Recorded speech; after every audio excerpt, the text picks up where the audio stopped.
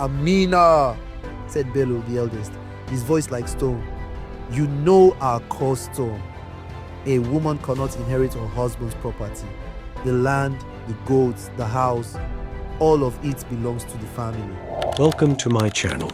Please sit back and watch. The morning after Musa's burial, the sun rose without pity. Its pale light touched the thatched roof of a house that felt emptier than a grave.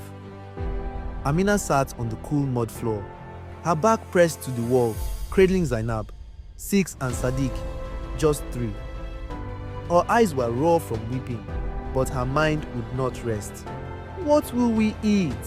Where will we go? By noon, the sound of boots crushed the silence. Musa's brothers entered without knocking. Their shadows fell across the doorway. "Amina," said Bello, the eldest, his voice like stone. "You know our custom. A woman cannot inherit her husband's property. The land, the goats, the house, all of it belongs to the family." Her heart slammed against her ribs. "Bello, this land fed us. The goats, they are for the children's milk. Please, enough." His voice cracked like a whip. "You have 1 week to leave. If you stay, you'll regret it." By nightfall, they had driven away her goats, padlocked the grain store, and marked the farm boundaries with their own sticks, as if erasing Musa's name from the earth. At the markets, women shifted their mats away from hers.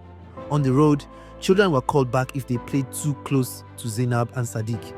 One night, Bello's younger brother stormed into her hut, accusing her of stealing yams from their farm. He yanked her outside by her wrapper.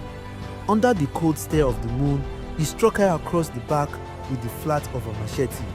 The blows thudded into her skin, each one heavier than the last. Her children screamed until their voices cracked, but no door opened.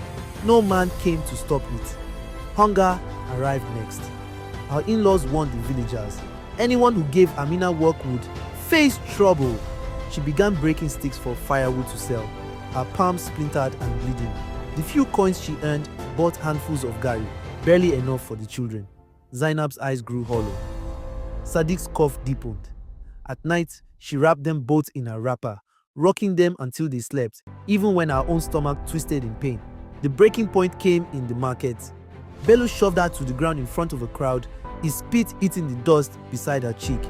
"Leave, or I'll make sure you vanish for good," he snarled.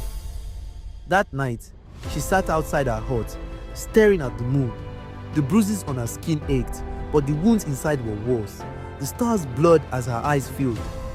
"I am tired," she whispered into the wind. "So tired." By morning, her children found her still, her body crawled toward the wall, her spirit gone. Zainab wailed. Sadiq stood frozen, his small hands trembling. Bello came, looked down at the lifeless woman, and muttered, "At least she won't trouble us anymore." They buried her in a shallow grave at the village edge. No prayers, no songs, no honor. Her children clung to each other as dust swallowed their mother. And inside Sadiq, something black and unyielding began to grow. Years passed. A distant aunt took them to the city. Life was still hard, but Sadiq learned fast. He studied with a quiet fury, working odd jobs, selling water, shining shoes, anything to stay in school. He became a man with 2 weapons, knowledge and patience. Law school sharpened him into steel. Every case file he read was fuel. Every courtroom he visited, he imagined Bello in the dock. By 30, Sadiq was no longer the boy who had watched his mother die inside. He was a lawyer, and he was ready. The village had not seen such a sight in decades.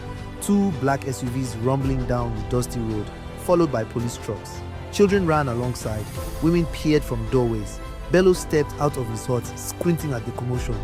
His hair was grey now, but his voice still carried arrogance. "What do you want here, boy?" Sadiq stepped forward, his gaze steady. "I am here for justice, and I am here for my mother's land." Police officers moved in, reading out arrest warrants for Bello and every relative involved in Amina's torment. Charges: assault, illegal property seizure, child endangerment, and manslaughter.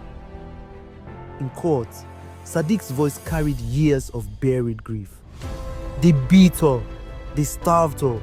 They left her to die. They buried her like she was nothing. But she was my mother. And today, I will see her honored. The judge's gavel came down like a drum of war. Life in prison for Bello and his brothers. The houses, livestock and money seized and sold. When the dust settled, Sadiq stood on the land that had once been his mother's pride. It was overgrown now, but to him it was holy ground.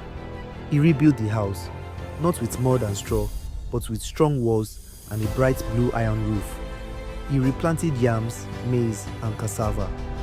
Beside the farm, he built a small school and clinic under a single name, the Amina Foundation for Widows and Children. On opening day, he spoke to the crowd, his voice steady but rich with emotion. My mother died because justice was denied to her. This land will now protect others so that no woman will suffer as she did. Today, she wins. A soft breeze moved through the fields, and in that whisper of wind, it felt as though Amina herself was there, standing tall, smiling, free. Please let's normalize treating everyone equal. Widows, widowers, orphans, and less privileged are all humans too. There's no gain in fight and wickedness. Let love lead. Please don't forget to subscribe, like and share to your loved one.